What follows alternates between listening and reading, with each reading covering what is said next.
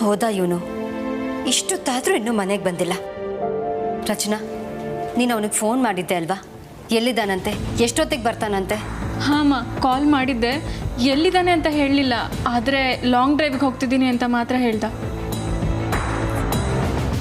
ಈಗ ಲಾಂಗ್ ಡ್ರೈವಿಗೆ ಹೋಗೋ ಸಮಯನಾ? ಏನಾಗಿದೆ ಇವನಿಗೆ? ತಾರಾ, ಯಾಕೆ ಸುಮ್ಮನೆ ಟೆನ್ಷನ್ ಮಾಡ್ಕೋತಿದ್ಯಾ? ಕೂತ್ಕೋಪ. ಅವನೇನು ನಿನ್ನ ಚಿಕ್ಕ ಮಗು ಅಲ್ಲ, ಬರ್ತಾನೆ. ಅವನೇನು ಚಿಕ್ಕ ಮಗುನ ಎಲ್ಲ ಅವನೇ ನೋಡ್ಕೋತಾನೆ ಅಂತ ಬಿಟ್ಟಿದ್ದಕ್ಕೆ ಅಲ್ವಾ ಈಗ ಇಷ್ಟೆಲ್ಲ ಆಗಿರೋದು. ಹಾಗಲ್ಲ ತಾರಾ, ಅವನು ಎಷ್ಟೊಂದು ಸರಿ ಲೇಟಾಗಿ ಬಂದಿದ್ದಾನೆ. ಇದೇನು ಹೊಸ್ತಲ್ಲ ಅಂತ ಹೇಳ್ತಾ ಇದ್ದೀನಿ ಅಷ್ಟೇ.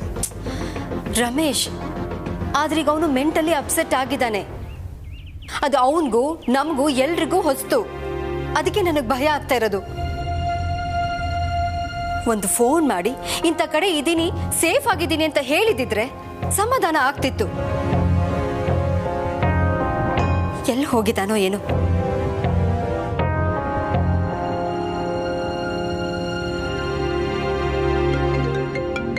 ಅಮ್ಮ, ಅಣ್ಣನೇ ಕಾಲ್ ಮಾಡಿರ್ಬೇಕು. Hello hello aunty. ಆಂಟಿ, ನೀವು ಋಷಿಗೋಸ್ಕರ ಕಾಯ್ತಿದ್ದೀರಾ ಅಲ್ವಾ? ಹೌದು. ಋಷಿಗೇನಾಯ್ತು ಅನಿಕಾ?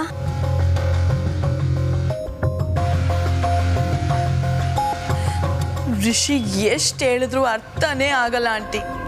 ಛೇ ಅನಿಕಾ, ಪ್ಲೀಸ್ ಸರಿಯಾಗಿ ಹೇಳು, ಏನಾಯ್ತು ಅಂತ. ಆಂಟಿ, ಅವನು ಮತ್ತೆ ನಮಗೆ ಮೋಸ ಮಾಡಿಬಿಟ್ಟ ಆಂಟಿ. ಅನಿಕಾ, ನಾನು ಮೊದಲೇ ಹೆದರಿದ್ದೀನಿ. ಒಗಟೊಗಟಾಗಿ ಮಾತಾಡ್ಬೇಡ. ಏನಾಯ್ತು ಅಂತ ಕ್ಲಿಯರ್ ಆಗಿ ಹೇಳು. ಋಷಿ ಮತ್ತೆ ಆ ಕಮ್ಲಿನ ನೋಡಕ್ ಹೋಗಿದ್ದಾನ ಆಂಟಿ.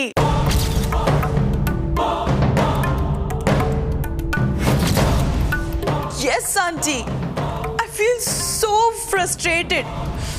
ಆ ಕಮಲಿ ಮತ್ತೆ ನನ್ನ ಲೈಫಲ್ಲಿ ಒಕ್ಕಿಸ್ಕೊಂಡಿದ್ದಾಳೆ.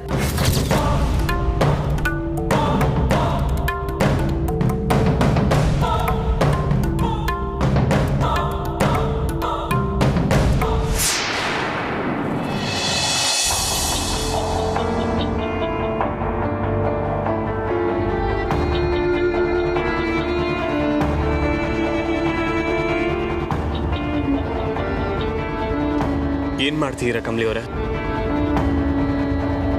ನಿಮ್ಮ ಬೆರಳಿಂದ ಉಂಗುರ ತೆಗೆದಾಕಿದ ತಕ್ಷಣ ನಡೆದಿದ್ದೆಲ್ಲ ಇಲ್ಲ ಅಂತ ಆಗತ್ತಾ? ನಾನು ನಿಮ್ಮ ಊರಿಗೆ ಬಂದಿದ್ದು, ನಿಮ್ಮನ್ನ ಇಷ್ಟಪಟ್ಟಿದ್ದು, ನಾವಿಬ್ರು ಒಟ್ಟಿಗೆ ಸಮಯ ಕಳೆದಿದ್ದು, ಇದೆಲ್ಲನೂ ಇಬ್ರು ಮನಸ್ಸಿಂದ ಅಳಿಸೋಗುತ್ತೆ ಅನ್ನೋದಾದ್ರೆ ಉಂಗುರ ತೆಗೀರಿ ಕಮಲಿ ಅವರೇ.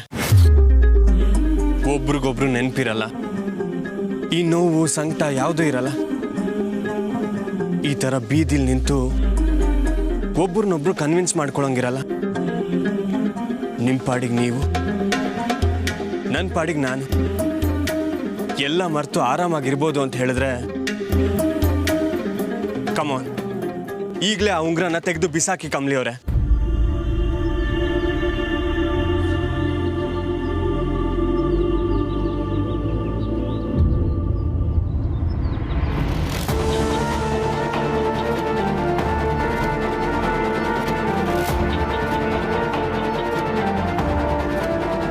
ಸಾರಿ ಕಮಲಿ ಅವರೇ.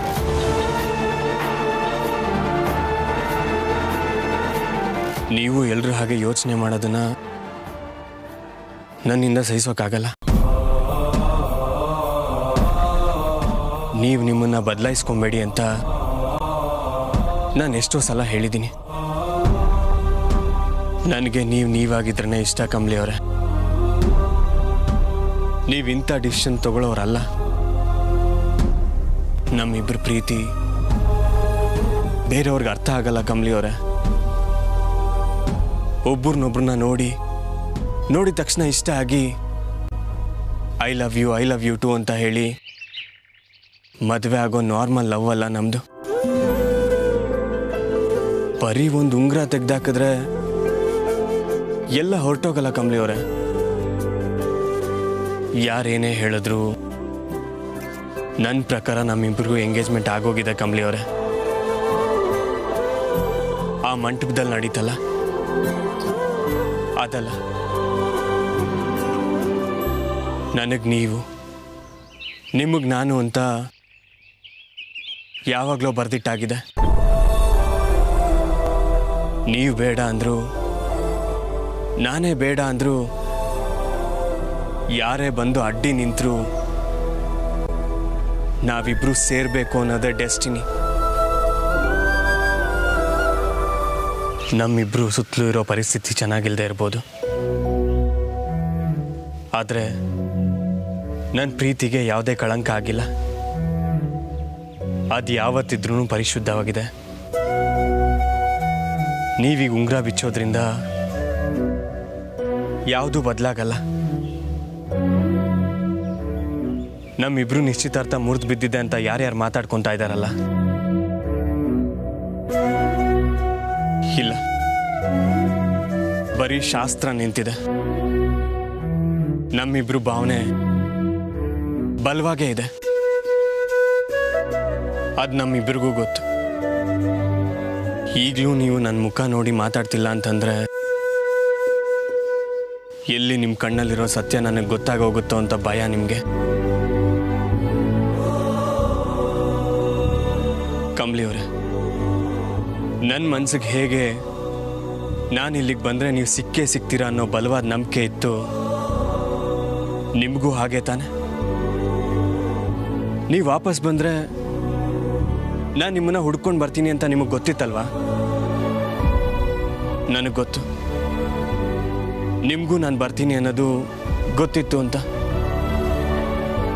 ಇಲ್ಲ ಅಂದರೆ ನೀವ್ಯಾಕೆ ನನಗೋಸ್ಕರ ಹೊರಗೆ ಬರ್ತಿದ್ರಿ? ನಿಜ ಹೇಳಿ ಕಮಲಿ ಅವರೇ, ನಿಮ್ಮ ಮನಸ್ಸಲ್ಲಿ ನಾನಿಲ್ವಾ?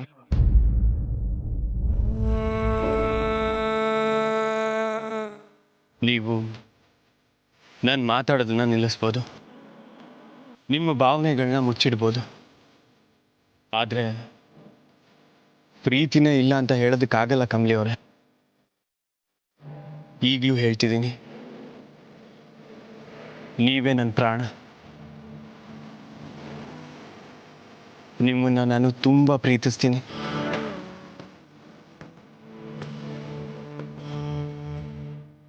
ನೀವು ನನ್ನವರಾಗೋದಕ್ಕೆ ನಾನು ಎಷ್ಟು ವರ್ಷ ಬೇಕಾದರೂ ಕಾಯ್ತೀನಿ. ಅಲ್ಲಿವರೆಗೂ ನಿಮ್ಗೇನು ಅನಿಸುತ್ತೋ ಅದನ್ನೇ ಮಾಡಿ.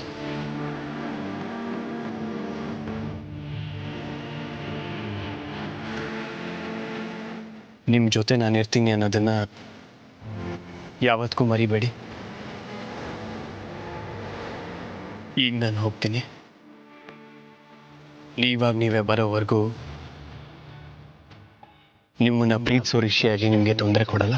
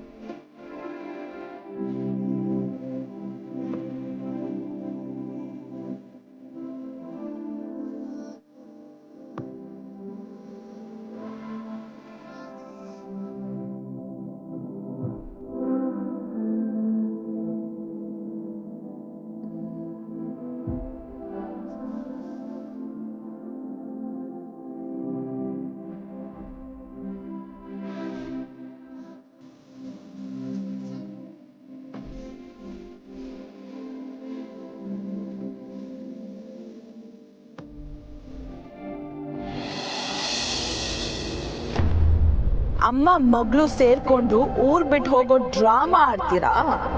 ಥು, ಮೂರು ಬಿಟ್ಟವ್ರು ನೀವು, ಅದಕ್ಕೆ ಮತ್ತೆ ವಾಪಸ್ ಬಂದಿದ್ಯಾ? ಇಡಿಯಟ್, ನಿನ್ ಗ್ರಾಚಾರ ಬಿಡಿಸ್ತೀನಿ ಕಣೆ. ಯಾವ ಧೈರ್ಯದ ಮೇಲೆ ಮತ್ತೆ ವಾಪಸ್ ಬಂದಿದ್ಯಾ? ಹಾ ಮಂಟಪದಲ್ಲಾಗಿದ್ದ ಅವಮಾನ, ನಾನು ರೋಡಲ್ಲಿ ಮಾಡಿದ್ದ ಅವಮಾನ ಎಲ್ಲನೂ ಮೀರಿ ಮತ್ತೆ ಬಂದಿದ್ಯಾ ಅಂದ್ರೆ ಏನೋ ಪ್ಲಾನ್ ಮಾಡ್ಕೊಂಡೇ ಬಂದಿರ್ತೀಯ. ಬಿಡಲ್ಲ ಕಣೆ ನಿನ್ನ.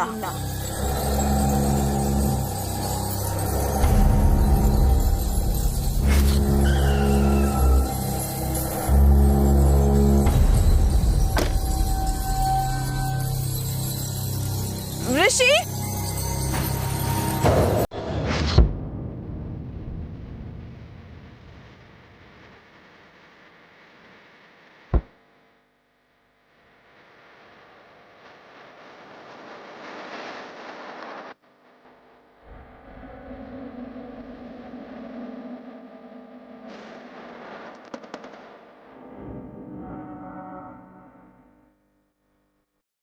ಏನಾಯ್ತು ಕಮಲಿ?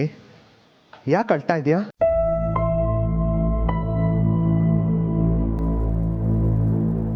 ನಾನು ನಿನ್ನ ನೋಡಿ ಮುಖ್ಯವಾದ ವಿಷಯ ಮಾತಾಡೋಣ ಅಂದ್ಕೊಂಡೆ, ಆದರೆ ಈಗ ಅಳ್ತಾ ಇದೆಯಲ್ಲಮ್ಮ, ಏನಾಯ್ತಮ್ಮ? ಏನಿಲ್ಲ ಸರ್. ತುಂಬ ಟಯರ್ಡ್ ಆಗಿದೆಯಾ? ಟೀ ತಗೊಂಬರ್ಲಾ? ಕುಡಿತೀಯಾ? ಬೇಡ ಸರ್. ನೀನು ಹೀಗಿದ್ರೆ ನಾನು ಹೇಗೆ ಸಮಾಧಾನ ಮಾಡಬೇಕು ಅಂತ ಗೊತ್ತಾಗ್ತಾ ಇಲ್ಲ ಕಮಲಿ. ಹೇಳಿ ಸರ್, ಏನೋ ಹೇಳ್ಬೇಕು ಅಂದ್ರಲ್ಲ. ಕಮಲಿ, ನನಗೆ ನೀನೇ ನನ್ನ ಮಗಳು ಅನ್ನೋ ಸತ್ಯ ಗೊತ್ತಾಯ್ತಮ್ಮ.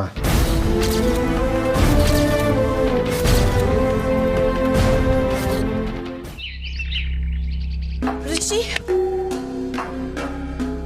ನೀನು ಯಾಕೆ ಇಲ್ಲಿಗೆ ಬಂದೆ? Just go. Rishi please please ಕೂಗಬೇಡ. ನಾನು ನಿನ್ಗೋಸ್ಕರ ಬಂದೆ. Please Rishi, just give me one last chance. Last chance? For what? To kill me? ಯಾಕೆ ಹೀಗೆ ಮಾತಾಡ್ತೀಯ ಋಷಿ? ನಿನಗೆ ಯಾವತ್ತಾದರೂ ಹರ್ಟ್ ಮಾಡಬೇಕು ಅಂತ ನಡ್ಕೋತೀನ ಹೇಳು? Just get lost Anika. I need a break. Rishi, you look so tensed. Are you okay?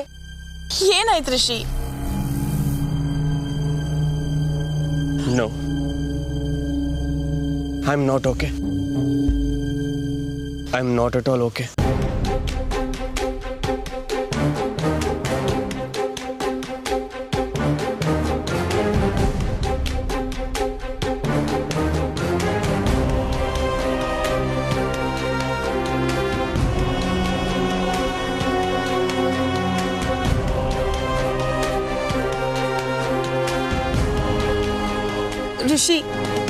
Rishi ಅಲ್ಬೇಡ Rishi, ನಾನಿದ್ದೀನಿ ನಿನ್ನ ಜೊತೆ. Please Rishi, don't worry. Sir, ಏನು ಹೇಳ್ತಿದ್ದೀರಾ? ಹೌದು ಕಮಲಿ, ನಿನ್ನ ಮನಸ್ಸಲ್ಲಿ ಆಸೆ ಹುಟ್ಟಿಸಿ ನಿನ್ನ ನಿಶ್ಚಿತಾರ್ಥವರೆಗೂ ಕರ್ಕೊಂಡು ಹೋಗಿ ನೀನು ನಮ್ಮನೆ ಮಗಳಲ್ಲ ಅಂತ ಹೇಳಿದ್ವಿ. ಆದರೂ ನೀನು ನಮ್ಮ ವಿರುದ್ಧ ಒಂದು ಮಾತು ಕೂಡ ಆಡಲಿಲ್ಲ. ಅಷ್ಟೊಂದು ಅವಮಾನ ಹಾಕಿದ್ರು, ನಿನಗೆ ಮೋಸ ಆಗಿದೆ ಅಂತ ಗೊತ್ತಿದ್ರು ನೀನು ಮೌನವಾಗೇ ಇದ್ದೆ. ನಿನ್ನ ಜಾಗದಲ್ಲಿ ನನ್ನ ಸ್ವಂತ ಮಗಳು ಇದ್ದಿದ್ರು ಹೀಗೆ ನಡ್ಕೊಳ್ತಾ ಇದ್ಲ ಗೊತ್ತಿಲ್ಲಮ್ಮ. ನಾವು ನಿಜವಾಗ್ಲೂ ರಕ್ತ ಹಂಚ್ಕೊಳ್ದಲೇ ಇರ್ಬೋದು, ಆದರೆ ಆ ಕ್ಷಣದಲ್ಲಿ ನೀನು ನನ್ನ ಮಗಳಿದ್ದಾಗೆ ಅಂತ ನಾನು ನಿರ್ಧಾರ ಮಾಡಿದೆ ಅಮ್ಮ. ನಿನಗೀಗ ಅನಿಸ್ತಾ ಇರ್ಬೋದು ಎಲ್ಲರ ಮುಂದೆ ತಲೆ ತಗ್ಸೋ ಹಾಗೆ ಮಾಡಿ ಈಗ ಬಂದು ಸಮಾಧಾನ ಹೇಳ್ತಾ ಇದ್ದಾರಲ್ಲ ಅಂತ. ನಿನಗೆ ನನ್ನ ಮೇಲೆ ಕೋಪನೂ ಇರ್ಬೋದು, ಅದು ಸಹಜ ಅಮ್ಮ. ಆದರೆ ಅಲ್ಲೇನು ನಡೀತೋ ಅದ್ಯಾವುದು ನಮ್ಮ ಕೈಯಲ್ಲಿ ಇರಲಿಲ್ಲ ಅಮ್ಮ. ನಿನ್ನ ನೋಯಿಸೋ ಉದ್ದೇಶ ನಮಗಿರಲಿಲ್ಲ. ನಿಜ ಹೇಳಬೇಕು ಅಂದರೆ ಅಮ್ಮನ ಮೇಲೆ ನನಗೂ ಕೋಪ ಇದೆ ಕಮಲಿ. ಅವ್ರು ಯಾಕೆ ಹಂಗಂದ್ರು ಅಂತ ಗೊತ್ತಿಲ್ಲ, ಆದರೆ ಖಂಡಿತವಾಗ್ಲೂ ಇದರಲ್ಲಿ ನಿನ್ಗೇನೂ ತಪ್ಪಿಲ್ಲ ಕಮಲಿ. ಅಮ್ಮ ನಿನ್ನ ಹತ್ರ ಹಾಗೆ ಮಾತಾಡಿದ್ದಕ್ಕೆ ನಾನು ನಿನ್ನ ಹತ್ರ... ಇಲ್ಲ ಸರ್, ನಂಗೆ ಅರ್ಥ ಆಯ್ತೈತೆ. ಅಜ್ಜಿ ಕಾರಣ ಇಲ್ದೆ ಹಿಂಗ್ ಮಾಡಿರಕ್ಕಿಲ್ಲ. ಅವ್ರ ಅನ್ಬೋದಾಗೆ ಅರ್ಥದಷ್ಟು ವಯಸ್ಸು ನಂದು. ಅವರು ಸ್ಯಾನೆ ನೋಡೋರೆ ಸರ್. ಎಲ್ಲ ಹೆಂಗ್ ನಡ್ಕೊಬೇಕು ಅಂತ ಅವ್ರಿಗೆ ಚೆಂದಾಗಿ ಗೊತ್ತು. ನಾನಲ್ಲಿ ಏನು ಮಾತಾಡದೆ ಬಂದಿದ್ದು ನನ್ ದೊಡ್ಡತನ ಅಲ್ಲ ಸರ್, ಅದು ನನ್ನ ಕರ್ತವ್ಯ.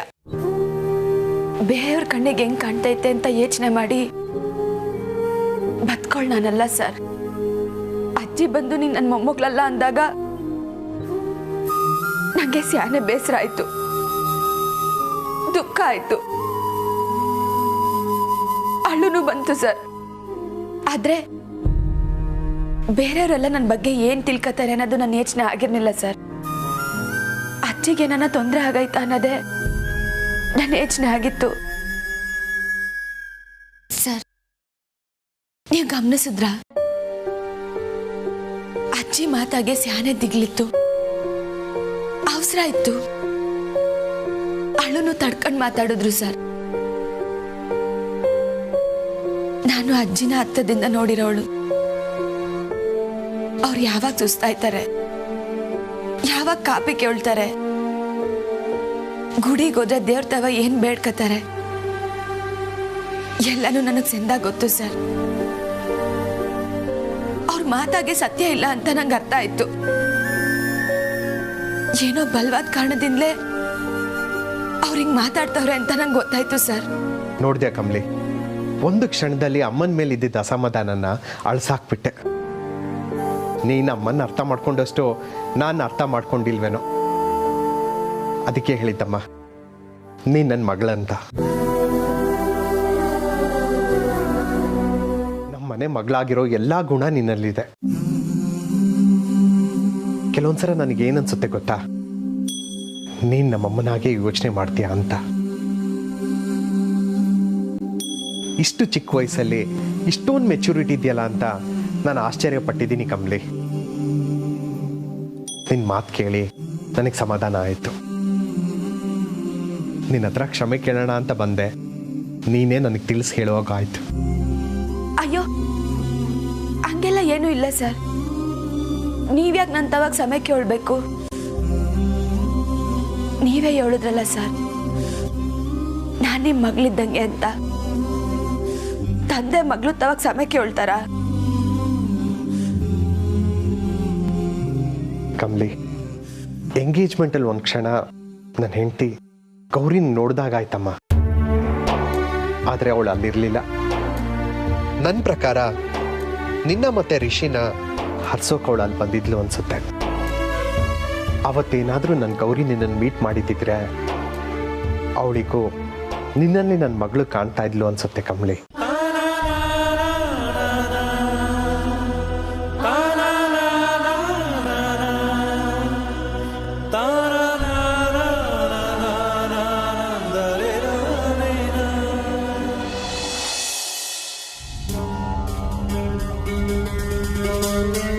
ನಿನ್ನ ನನ್ನಿಂದ ನೋಡಕ್ ಆಗ್ತಿಲ್ಲ ರಿಷಿ. ಎಷ್ಟು ಅಪ್ಸೆಟ್ ಆಗಿದ್ಯಾ ನೋಡು.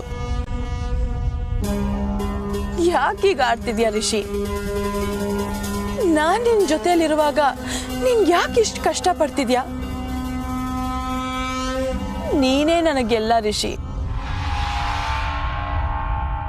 ಹಾನಿಕಾ, ನಿನ್ನ ಹತ್ರ ವಾದ ಮಾಡೋಷ್ಟು ನನಗೆ ಶಕ್ತಿ ಇಲ್ಲ. ಪ್ಲೀಸ್ ನನ್ನ ಬಿಟ್ಬಿಡು. ನೋ ರಿಷಿ, ನಿನ್ನ ಹೀಗೆ ಬಿಟ್ಟು ಹೋಗಕ್ಕೆ ನನ್ನಿಂದ ಆಗಲ್ಲ. ನಂಗೆ ಗೊತ್ತು ನಿನಗೆ ಎಷ್ಟು ನೋವಾಗಿದೆ ಅಂತ. ಯು ನೋ ವಾಟ್ ರಿಷಿ, ನಾನು ನಿನಗೆ ಯಾವತ್ತೂ ಸುಳ್ಳು ಹೇಳಲಿಲ್ಲ. ಬಿಕಾಸ್ ನಿನ್ನ ಮೇಲೆ ಅಷ್ಟು ಪ್ರೀತಿ ಮತ್ತು ಗೌರವ ಇದೆ ನನಗೆ.